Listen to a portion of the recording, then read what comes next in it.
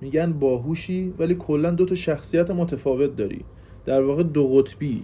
آها، فقط تویی که به من میگی 2 قطبی، معلومه از 2 بیشتر بلد نیستی بشماری عزیزم. مونده تو منو بشناسی. میگن آدم خوشقلب و قابل اعتمادی هستی لطف دارم. ولی زودرنجی. و چی؟ زودرنجی. زود رنج؟ اینجوری شما میگن. رنج دیدی؟ زود رنجی؟ ناراحتی دیدی تو من؟ اصلا جسارت نداشتم. نمیفهمم.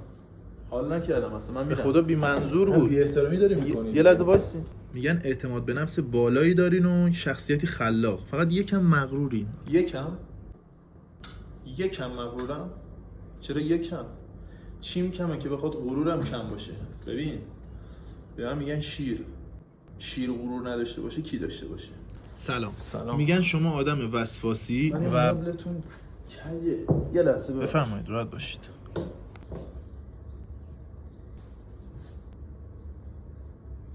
ببخشید. خواهش میکنم. خب داشتم میگفتم شما آدمی رک، وسواسی و ماجراجویی هستی. ببخشید یه لحظه. موهاتون رو کجا کوتاه کردین؟ چقدر بهتون نمیاد. بفهمید.